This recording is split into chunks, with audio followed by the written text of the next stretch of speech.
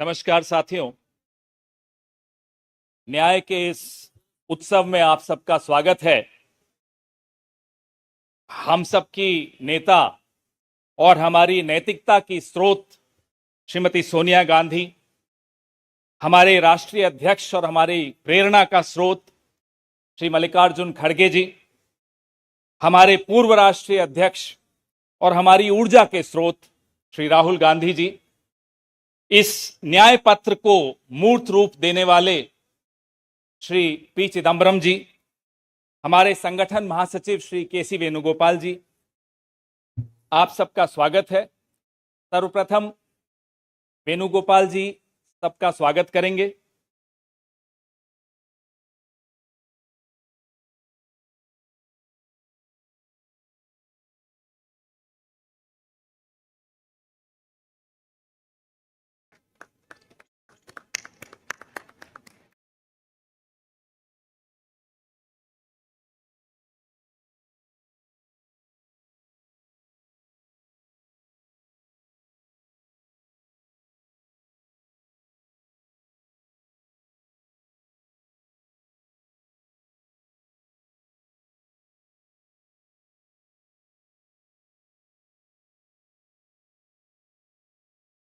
धन्यवाद वेणुगोपाल जी।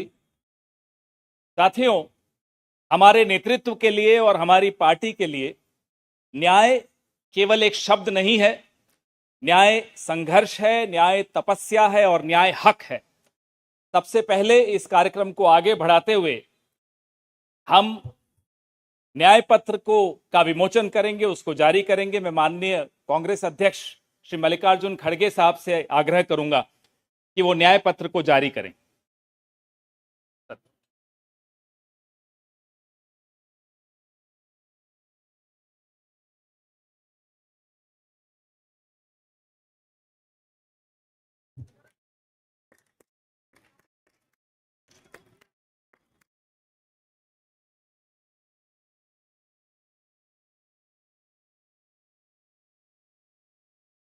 या both Hindi.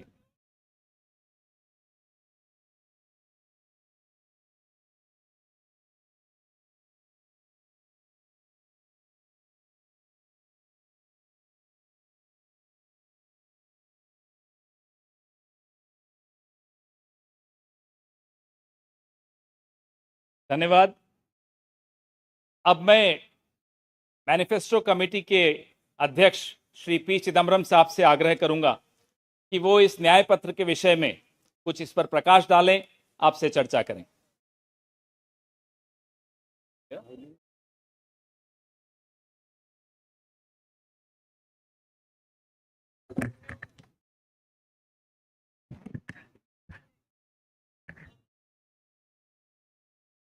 Honorable Congress President,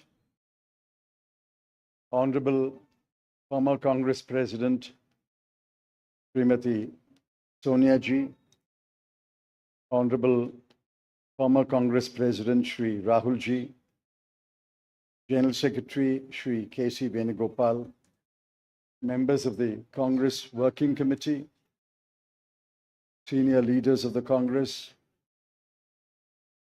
Karyakartas of the Congress, members of the media. I'm thankful to the Congress President for releasing the Congress Manifesto for the 2024 elections. Earlier, the draft Congress Manifesto was thoroughly discussed in the Congress Working Committee. The recommendations of the members of the Congress Working Committee were taken into consideration, and with the final approval of the Congress President, some changes were made to the draft manifesto. And what we have today is the final manifesto approved by the Congress Working Committee and the Congress President.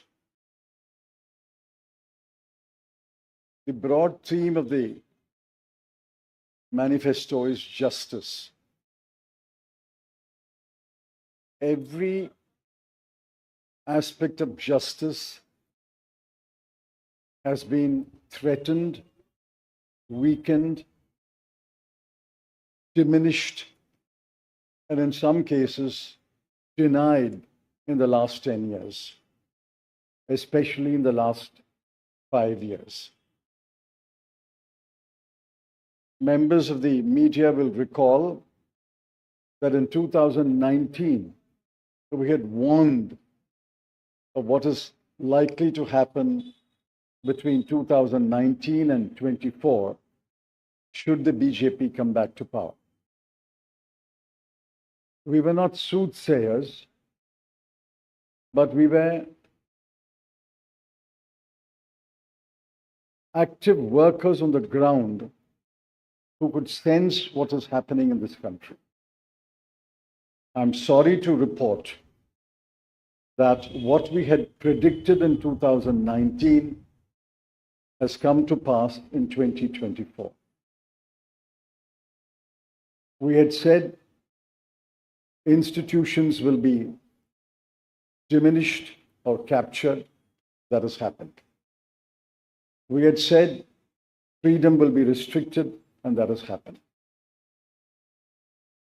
We had said that the weaker sections of the people will be denied their rights and their privileges. That has happened.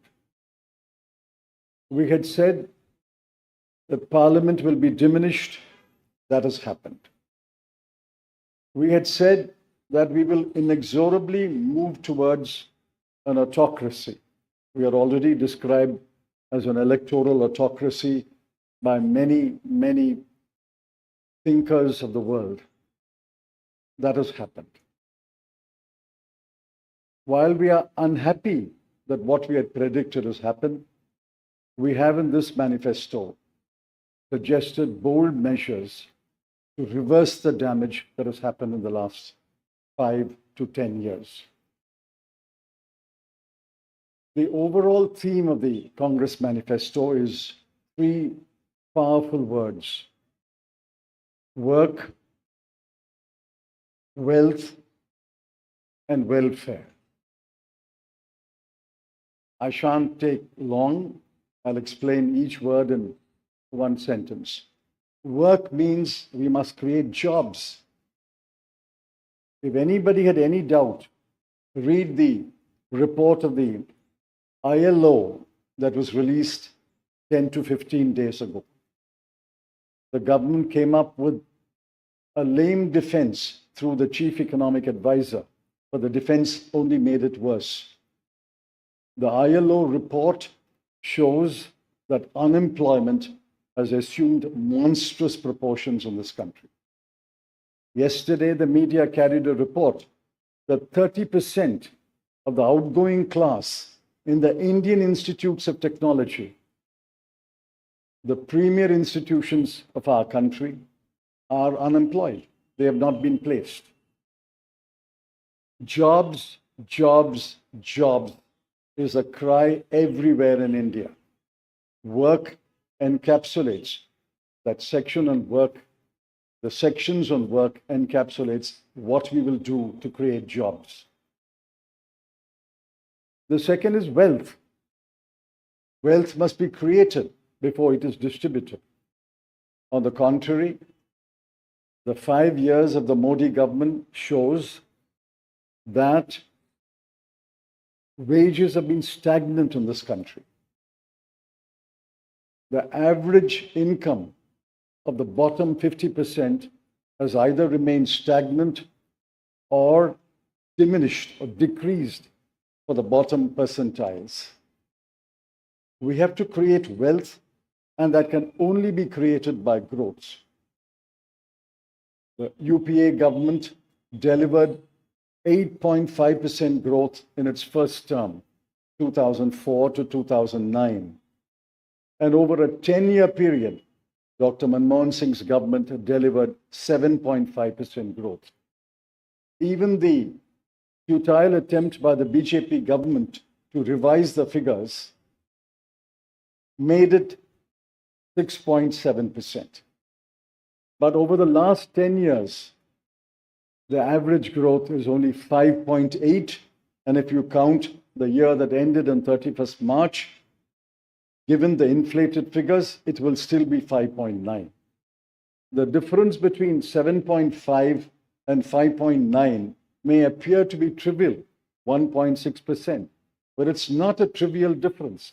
It is a difference that makes between a moderately slowing economy and a robust economy. So the second broad theme is wealth. We have to create wealth, which means we must have investment, capital investment, private investment, government investment, and foreign investment. Once we create jobs and once we set in motion policies that will create wealth, this country will go back to the high growth path of the UPA governments. The third section, which addresses many aspects of justice, is welfare. So work, creating wealth, which results in welfare. The welfare of whom? I have always accused the BJP government, the Modi government, is a government of the rich, by the rich, and for the rich. This government is driven only by the interests of the top 1% of this country. But we have to look at the bottom 50%. The bottom of the pyramid, the bottom 50% is as important as those who are well off.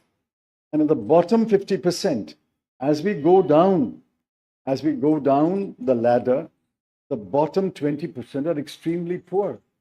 It has been estimated that 23 crore people are still poor in this country. UPA government lifted 24 crore people out of poverty. And we promise that if the Congress or a Congress-led government comes to power in 2024, we will lift 23 crore people out of poverty in the next 10 years. That's possible, it's doable, and I conclude by saying the Congress has done it before and we can do it again. I appeal to all of you to spread the message of this manifesto to the nook and corner of this country and ask the people to vote for the hand symbol and to vote for all our allied parties throughout this country. Thank you.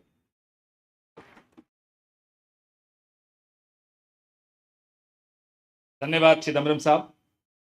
मैं माननीय राष्ट्रीय अध्यक्ष श्री मल्लिकार्जुन खड़गे साहब से आग्रह करूंगा कि वो दो शब्द कहें।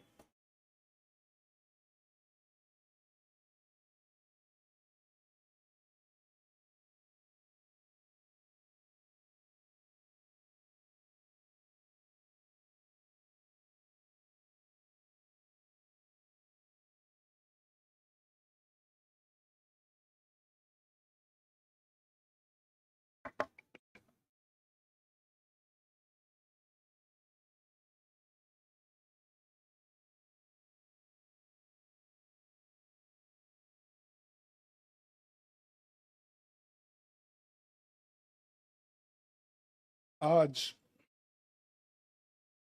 हमारे कांग्रेस चुनाव घोषणा पत्र जारी करने के मौके पर कांग्रेस पार्टी के भूतपूर्व अध्यक्ष और हमारे चाहते नेता श्रीमती सोनिया गांधी जी और भूतपूर्व अध्यक्ष श्री राहुल गांधी जी और यहाँ पर पधारे हुए हमारे कांग्रेस पार्टी के सभी नेतागण और खासकर इस जो घोषणा पत्र को तैयार किए श्री पीसी चिदम्बरम जी, केसी वेणुगोपाल जी और सारे वर्किंग कमेटी के मेंबर्स, मीडिया के मेरे दोस्तों, आज मुझे ये भी याद करना है कि बाबू जगजीवन राम का जन्मदिन भी है। और जो बाबू जगजीवन राम हमारे पार्टी में बहुत साल तक 1947 से लेकर 2000 1984 तक 1984 तक वो इस पार्टी में रह के काम किए। फिर जो कुछ उनका कंट्रीब्यूशन था ते बड़ा कंट्रीब्यूशन मिनिस्ट्री में उन्होंने किया।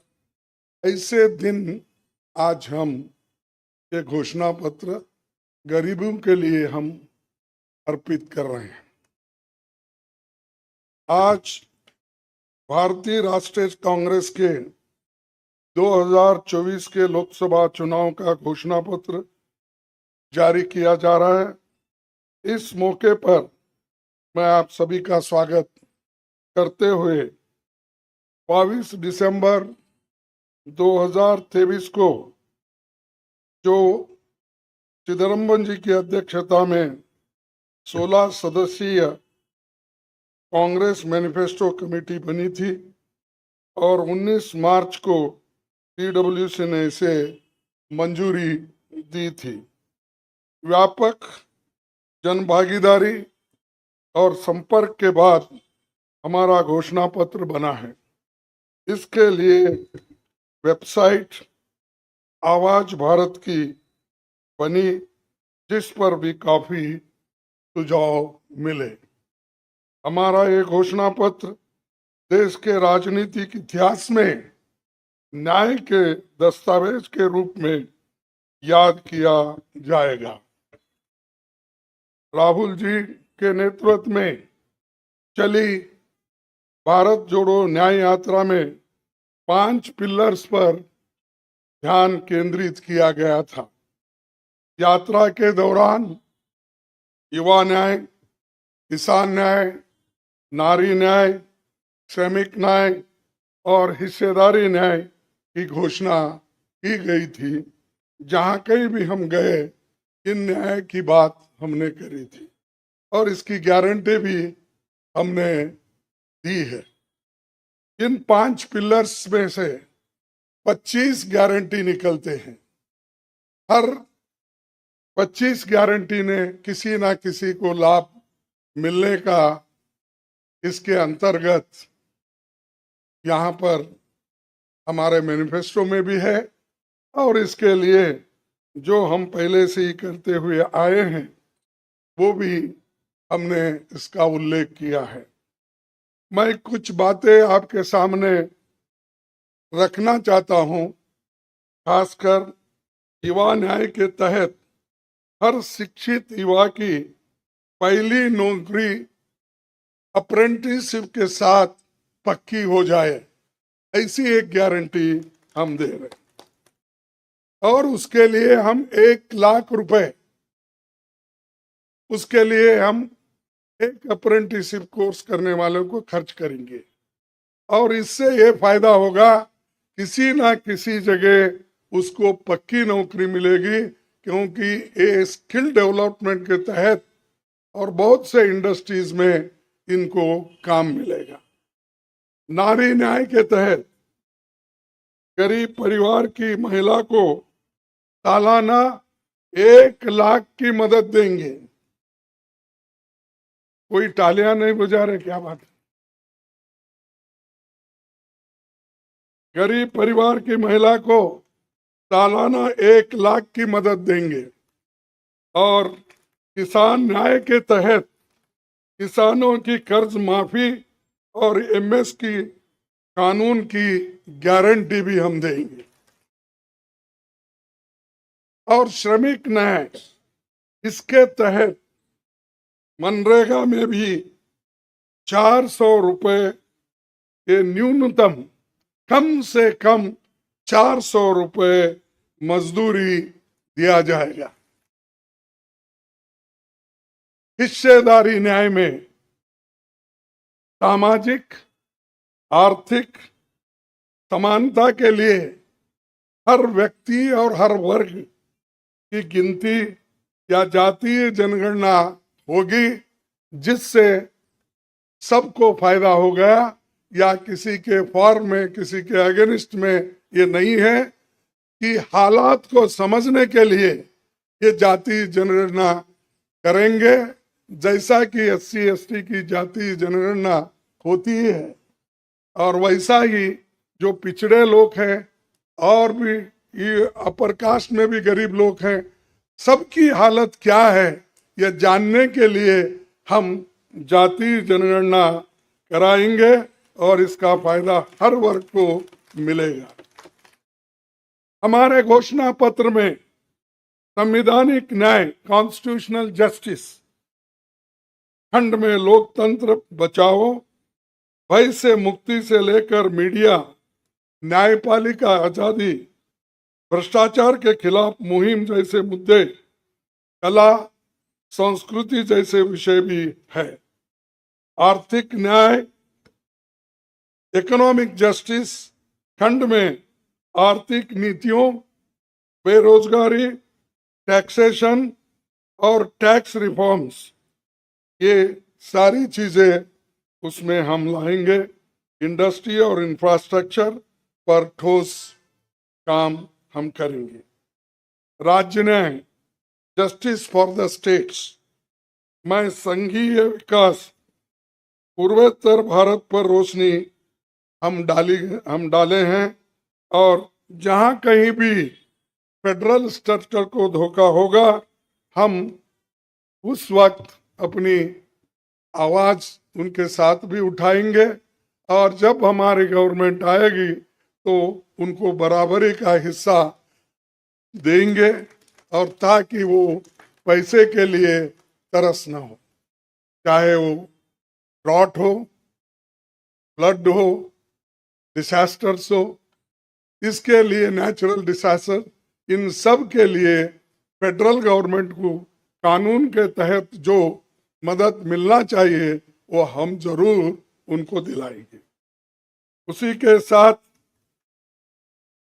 देश की प्रतीक्षा और आंतरिक सुरक्षा के महत्व को ध्यान में रखकर रक्षा न्याय की भी खंड है, जिसमें विदेश नीति भी है, और विदेश नीति हमारी अब तक सफल हुई है, और उसी नीति पे अगर ये लोग काम करते थे और ठीक ढंग से चलते थे, और बहुत से मुश्किल हमको आज जो आ रहे हैं वो कभी नहीं आते थे। तो इसीलिए हम अपना रक्षा न्याय का देश की रक्षा के लिए पूरा हम काम करेंगे।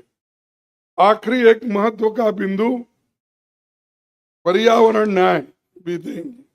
आप सभी से मैं अनुरोध करूंगा कि घोषणा पत्र को बारीकी से देखें, पढ़ के इसमें आपको भविष्य के भारत की शानदार नया तस्वीर दिखेगा, और इसके लिए आप ठीक ढंग से आप काम कर सकते हो। आजादी के बाद 1951-52 में चुनावों से राजनीतिक दल घोषणा पत्र जारी करते समय बहुत से दावे करते हैं लोग, पर कांग्रेस हमेशा जमीनी हकीकत पर चलती है। 1951 में पंडित जवाहरलाल नेहरू के नेतृत्व में हमारा जो घोषणा पत्र जारी हुआ, उसका नाम था व्हाट कांग्रेस स्टैंड्स फॉर। उसका नाम था व्हाट कांग्रेस स्टैंड्स फॉर। पहले घोषणा पत्र को लेकर ये टिप्पणी की गई थी, no exaggerated claims were made, no ambitious plans to entice public or deceive the electorate had been placed before them. A realistic view of what was capable of achievement and implementation alone was presented. ये पंडित जवाहरलाल नेहरू जी के जमाने में घोषणा पत्र दी थी जो realistic है, जो ग्राउंड लेवल पे हम कर सकते हैं, उसी के बारे में उन्होंने बोला था। किसी को फंसाने के लिए नहीं, झूठ बोलने के लिए नहीं, हम जो भी कहते हैं वो करके दिखाते हैं, ये उनका कहना था। और वही आज भी हम कर रहे हैं, जो कर सकते हैं वही हम इसमें घोषणा पत्र में लिखे हैं। और बहुत से हमारे विद्वानों से भी हम बात किए हैं कि इसमें क्या कर सकते क्या नहीं कर सकते, उनके सलाह के मुताबिक ही आज हमने ये सारी चीजें आपके सामने रखे हैं। ये हमारा 139 ईयर्स साल का शानदार इतिहास है। ये देश के सामाजिक आर्थिक विकास की गति को बहुत तेज करेगा। किसानों, मजदूरों और महिलाओं, युवाओं, गरीबों, वंचित तबकों के विकास के जो बंद दरवाजे हम खोलेंगे, क्योंकि एक मोदी सरकार में ये सारे दरवाजे गरीबों के लिए, महिलाओं के लिए, युवाओं के लिए बंद है। हम जब सत्ता में आएंगे ये दरवाजे सब हम गरीबों के लिए खोल देंगे, उनका विकास करेंगे, ये हमारी प्रतिज्ञा है। डॉक्टर मोदी जी, डॉक्टर मनमोहन सिंह के नेतृत्व वाली हमारी यूपीए सरकार की बहुत आलोचना करते हैं, लेकिन उस 10 साल में हमने MNREGA, right to education, RTI, खाद्य सुरक्षा, वनाधिकार, भूमि अधिग्रहण कानून और रेहड़ी पटरी वालों की अधिकार समेत कई कदम हमने उठाया है। और उसकी जो कर्ता धर्ता है श्रीमती सोनिया गांधी जी यहाँ पर मौजूद है। उन्होंने बारीकी से इन मनरेगा को और खास करके फूड सिक्योरिटी को बहुत लड़ा, क्योंकि मुझे मालूम है, सब चीजें मैं यहाँ पर नहीं कह सकता, कि उन्होंने इतने ये 2-3 प्रोग्राम के लिए बहुत गुस्से में रहते थे। जब तक वो इम्प्लीमेंट नहीं होता तब तक वो खामोश नहीं बैठे और कैबिनेट के लोगों को बोलते रहे थे कि ये क्या हुआ। जब हुआ तब वो भी खुशी मना लिए और हम भी लोग बोले कि भाई ठीक हो गया। और जब बाहर इसका गया कि जो ये मनरेगा का, फूड सिक्योरिटी का और कंपलसरी एजुकेशन का ये जो संदेश बाहर गया, तब लोग सभी खुश होने लगे, सभी बोलने लगे ये बहुत अच्छा यूपीए गवर्नमेंट ने किया, सोनिया गांधी जी ने किया। ये बात बाहर आ गई। इसीलिए ये हमारा जो पहले से गरीबों के लिए वायदे थे वो हम पूरे करेंगे। मोदी जी 10 सालों में इसके मुकाबले का एक काम भी नहीं कर सके। आप बताइए कौन सी ऐसी बड़ी फैक्ट्री जो एम्प्लॉयमेंट क्रिएट कर सकती है, जो नेहरू जी के जमाने में बने वैसे कोई एक बड़े बड़े काम उन्होंने किया है। जिस देश में एक सुई नहीं बनती थी उस देश में पंडित जवाहरलाल नेहरू, इंदिरा गांधी जी ने रैकेट बनाकर उड़ा कर दिखाया। और बहुत से जो साइंटिफिक योजनाएं थी हमने बनाए। अब मोदी जी के जमाने में तो गालियां देने का छोड़ के दूसरा तो मैं नहीं सुना। और उसके अगर कोई छुपे हुए काम है तो मेरे को बताओ, ताकि मैं भी उसकी प्रशंसा करूंगा। लेकिन आज हम गारंटी जो भी दे रहे हैं, हम चंद स्टेट में करके दिखाए हैं। हिमाचल में करके दिखाए, कर्नाटक में करके दिखाए, तेलंगाना में करके दिखाए। जहां कहीं भी हमारी सरकार है और राजस्थान में भी हमने कई नई चीजें की, वहां भी करके दिखाए। तो ये हम जो कहते हैं, मैं पहले ही कहा, वो हम करते हैं और हम डरते नहीं करने के लिए। हमारा कितना भी नुकसान हो, लेकिन गरीबों के लिए हम करते रहते हैं।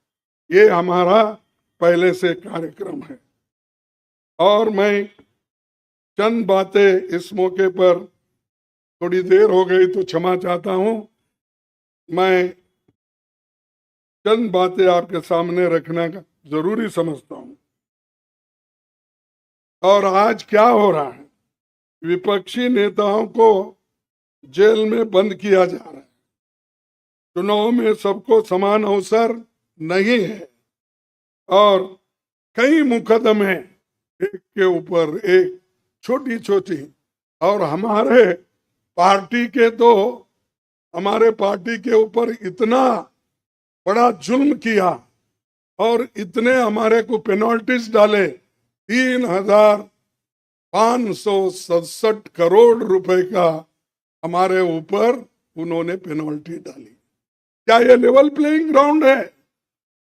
और ये हमारे ऊपर आज हो रहा, कल मीडिया के ऊपर होगा, मीडिया हाउसेस के ऊपर होगा, सबके ऊपर होगा। तो इसीलिए इस देश के डेमोक्रेसी को बचाना है, संविधान को बचाना है। इसीलिए हम सब लोग, देश के लोग, एक होना चाहिए और लड़ना चाहिए। और जो ऑटोक्रेटिक मोदी साहब है, उनको हटाना चाहिए। ये मेरा आपसे विनती है। जब तक आप ये काम नहीं करेंगे, तब तक हम सिर्फ बातों से नहीं होगा। आप लोग घर घर जाके, और हमारी गारंटी कार्ड जो है, इन गारंटी कार्डों को घर घर तक पहुंचाने का काम हमारे कार्यकर्ता करें। जब तक आप घर घर नहीं जाएंगे, वोटर से नहीं मिलेंगे, कुछ भी होने वाला नहीं है। सिर्फ स्लोगन से या मेरे भाषण से कुछ बदलाव होने वाला नहीं। बदलाव होगा तुम जनता से जब मिलेंगे, घर घर जाएंगे, महिलाओं से मिलेंगे, युवाओं से मिलेंगे, और जितने भी हमारे पेरेंट्स हैं, बड़े हैं, उनसे मिलके, किसानों से मिलके आप लोग काम करेंगे, तभी हम कुछ हासिल कर पाएंगे। तो इसीलिए मैं आपसे विनती करूंगा, ये काम हमारा आप करेंगे और इस ऑटोक्रेटिक सरकार को हटाने के लिए आप काम करते रहेंगे।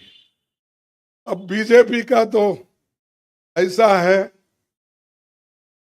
चंदा दो धंधा लो, चंदा दो धंधा लो, कॉन्ट्रैक्ट लो, पैसे दो।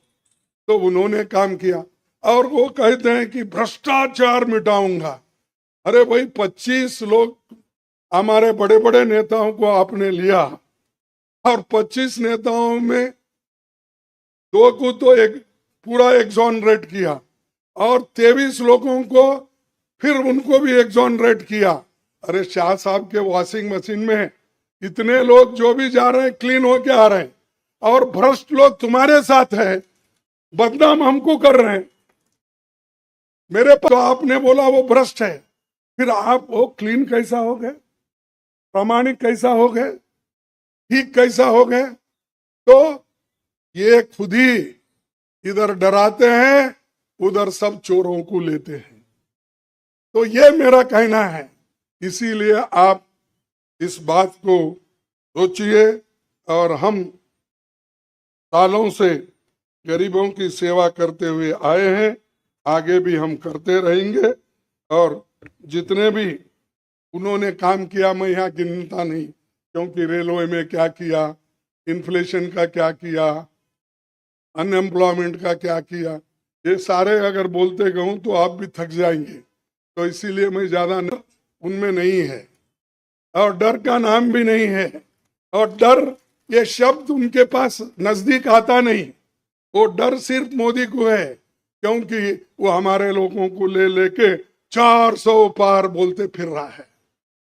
अरे मणिपुर जैसे एरिया में नहीं जा सके, देश में विदेश में 14 फेरियां लगाए, देश में इलेक्शन का प्रचार सरकारी फंड से किया गया, सरकारी वैन से किया गया, लेकिन मणिपुर वो देखे नहीं। क्यों नहीं गए भाई?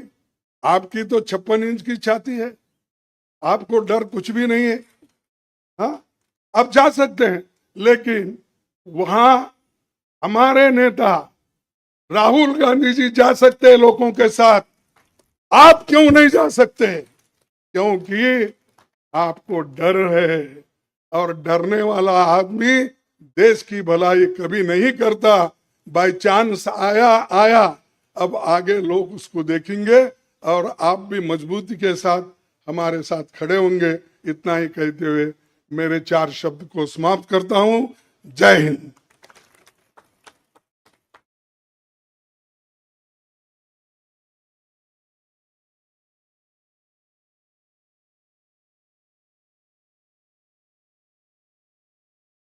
धन्यवाद खड़गे साहब।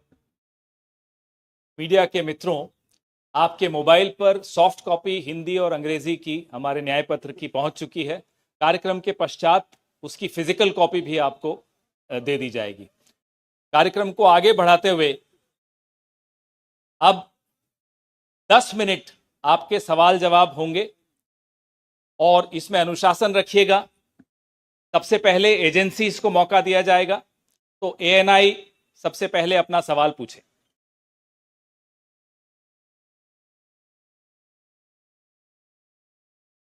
माइक दे दीजिएगा मीडिया के साथियों को।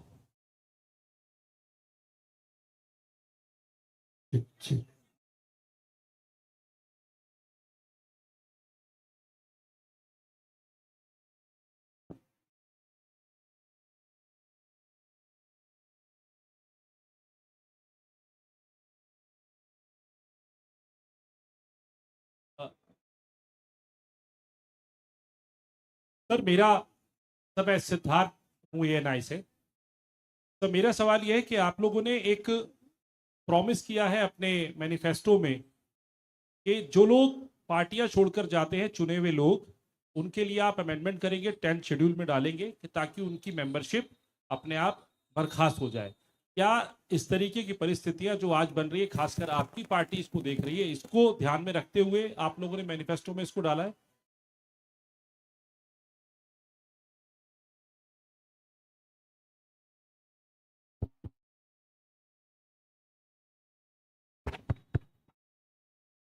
You are asking about the anti-defection law, which is now in the 10th schedule. Over the years, political parties, especially defectors, have exposed the limitations of the 10th schedule. The 10th schedule has to be amended. Check. What is he saying? The 10th schedule is to be amended. Our position is that moment a defection takes place, he should be instantly disqualified.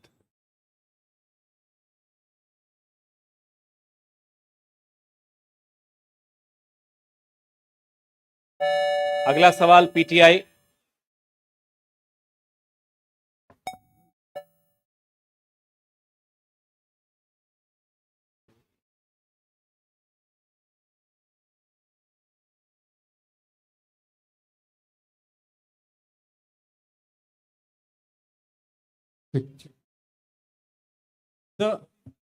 The focus of the manifesto is on the 25 guarantees that the Congress has already announced.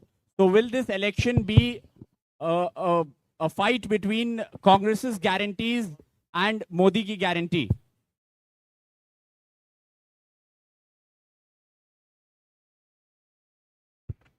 The Congress guarantees are concrete guarantees. We have spelt out in English and Hindi and in due course in different languages what each guarantee means, what each guarantee will deliver to the people. Mr. Modi's guarantees are only in order to ensure that he is guaranteed a third term job. Where is the guarantee? What happened to the guarantee of 2 crore jobs? What happened to the guarantee of 15 lakhs in the account of every Indian? What happened to the guarantee of doubling farmers' income? What happened to the guarantee of raising India's GDP to 5 trillion? I can offhand narrate at least 50 such promises of Mr. Modi. Mr. Modi's promises are empty promises. Our 25 guarantees are concrete guarantees.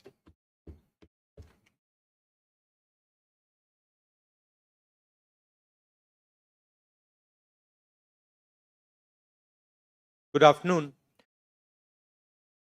I agree with what Mr. Chidambaram said. But this election is about those who are trying to destroy the constitution and destroy democracy in this country versus those who are trying to protect the constitution and protect democracy in this country. We do believe that it is very important, once this fight is won, that we look after the interests of the vast majority of our people, that India is not run for 2 or 3 large conglomerates, large businesses, that it is run for the vast majority of people, that we are not a nation of monopolies, we are a nation where there is fair competition among businesses. So I think it's important to understand that this election is a fundamentally different election. I don't think democracy has been as much at risk, the constitution has been as much at risk as it is today. In Hindi, sir. ये जो चिदम्बरम जी ने कहा उससे मैं सहमत हूं, मगर ये जो चुनाव है ये लोकतंत्र को और संविधान को बचाने का चुनाव है. एक तरफ एनडीए नरेंद्र मोदी जी जो कॉन्स्टिट्यूशन पर आक्रमण कर रहे हैं, लोकतंत्र पर आक्रमण कर रहे हैं, इंस्टीट्यूशंस को कैप्चर कर रहे हैं, और दूसरी तरफ इंडिया अलायंस जो कॉन्स्टिट्यूशन की रक्षा करता है, लोकतंत्र की रक्षा करता है. तो ये चुनाव इन दोनों फोर्सेस के बीच में है. धन्यवाद. मौसमी सिंह, आज तक.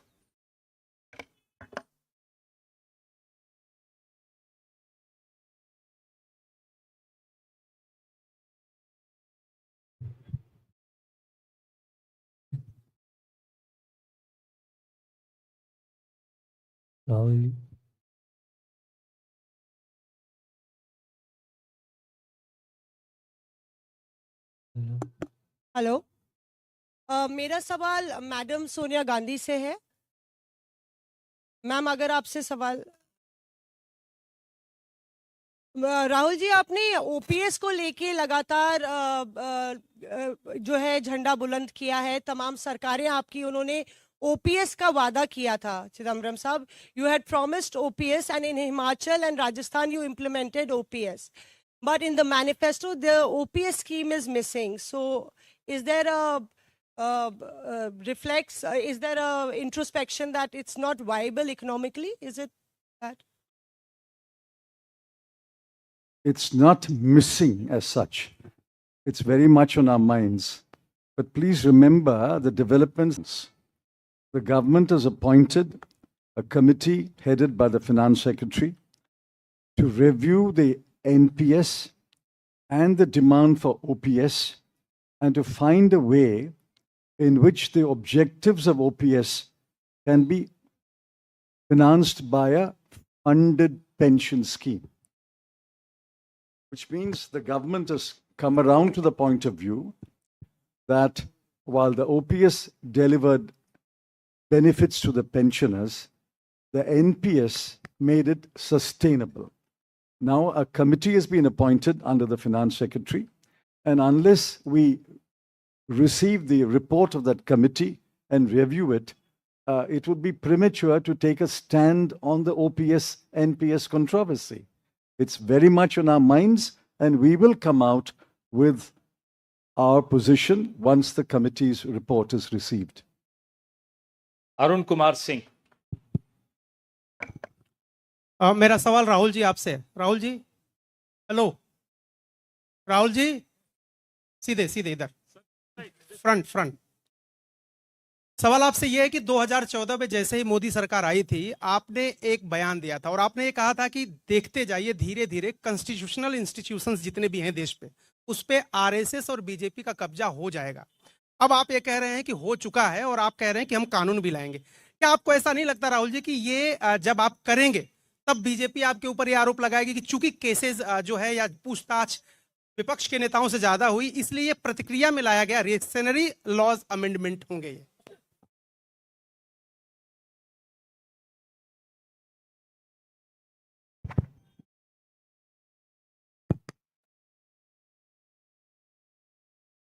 सबसे पहले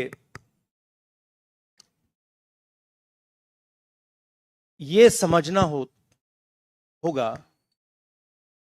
कि हिंदुस्तान के राजनीतिक स्ट्रक्चर में हो क्या रहा है। आरएसएस ने और बीजेपी ने और खासतौर से नरेंद्र मोदी जी ने जो स्ट्रैटेजी बनाई है, उसका फाउंडेशन क्या है, उसकी नींव क्या है, सबसे पहले यह समझना है। नरेंद्र मोदी जी ने जैसे अदानी जी की मोनोपोली है पोर्ट्स पर, इंफ्रास्ट्रक्चर पर, डिफेंस में, वैसे नरेंद्र मोदी जी ने पॉलिटिकल फाइनेंस की मोनोपोली बनाई है। कैसे बनाई है? ED, CBI, income tax department का प्रयोग करके। अगर आप बॉन्ड स्कीम्स को देखें तो उसमें साफ दिख जाता है कि नरेंद्र मोदी जी ने, बीजेपी ने एक प्रकार से पॉलिटिकल फंडिंग एक्सटॉर्शन से, धमकी से, प्रेशर से बनाई है। खड़गे जी ने कहा जो भी भ्रष्ट हैं वो सब बीजेपी में जा रहे हैं। उसका कारण है क्योंकि नरेंद्र मोदी जी चाहते हैं कि पॉलिटिकल फाइनेंस की मोनोपोली उनके हाथों में। अब हमारे बैंक अकाउंट बंद कर दिए, हमारे पास ओरिजिनल रास्ता जो था वही हमारा रास्ता है। हम जनता के साथ जाकर मिलकर उनके लिए लड़ते हैं। ये जो मैनिफेस्टो बना है, ये मैनिफेस्टो कांग्रेस पार्टी ने नहीं बनाया है। ये मैनिफेस्टो हिंदुस्तान की जनता ने बनाया है। हमने सिर्फ इसको लिखा है, ठीक है, और हमने सिर्फ इसको लिखा है। जो किसानों ने हमें बताया, खड़गे जी को बताया, मुझे बताया, बाकी नेताओं को बताया, वो हमने लिखा है। चाहे वो रोजगार की बात हो, चाहे वो कॉन्ट्रैक्ट लेबर की बात हो, हजारों लोगों से बात करके हमने ये हिंदुस्तान की आवाज है, ये लिखी है। मगर जो राजनीति में आज हो रहा है वो क्लियर है कि सब पार्टीज को नरेंद्र मोदी, ईडी, सीबीआई, इन इंस्टीट्यूशंस को कैप्चर करके फाइनेंशियली मोनोपोली बना रहे हैं अपनी। और चुनाव के बाद रियलिटी है कि ये जो फाइनेंशियल मोनोपोली बड़ी इंटरेस्टिंग चीज है, क्योंकि सारा इंफॉर्मेशन, सारा का सारा इंफॉर्मेशन, किससे एक्सटॉर्शन किया है, किसको कॉन्ट्रैक्ट दिया है, कॉन्ट्रैक्ट देने के बाद उसने कितना पैसा दिया है, वो पूरी ब्लूप्रिंट, पूरी की पूरी ब्लूप्रिंट इलेक्टोरल बॉन्ड्स में लिखी हुई है। तो नरेंद्र मोदी जी ने आज नहीं तो कल ऑपोजिशन को पूरी chargesheet, proof sheet electoral bonds के थ्रू पकड़ा दी है। तो इसीलिए थोड़ा टेरर हो रहा है उनको, इसीलिए नंबर निकला है 400 पार। इसलिए ये महाराष्ट्र में हमारे नेता ले जा रहे हैं, हरियाणा में सब जगह हमारे नेता ले जा रहे हैं, क्योंकि उनको लग रहा है कि भैया अगर 400 पार नहीं 180 हो गई, 160 हो गई, 140 हो गई तो नैया पार हो जाएगी। Thank you. आशीष सिंह।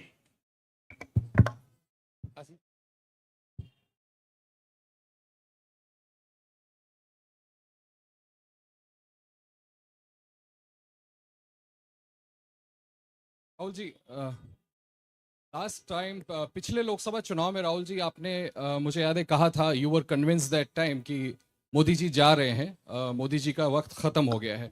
ऐसा हुआ नहीं, होता है राजनीति में। इस दफा नरेंद्र मोदी को आप कितनी बड़ी राजनीतिक चुनौती मानते हैं सर 2024 के चुनाव में? देखिए 2019 में ये शुरू हुआ, आज ये एक तरह पीक पे पहुंच गया है। हिंदुस्तान के सारे इंस्टीट्यूशंस उनके हाथ में हैं, पॉलिटिकल फाइनेंस की मोनोपोली उनके हाथ में है, CBI, ED, income tax, EC, ये सारे के सारे बीजेपी के हाथ में है, बीजेपी के कंट्रोल में है। तो जैसे मैंने अपने भाषण में कहा, cricket match is a rigged match, cricket match is not a fair match. उसमें चाहे सोशल मीडिया की बात करें, आप हमारे नेताओं के, ऑपोजिशन नेताओं की सोशल मीडिया देख लीजिए,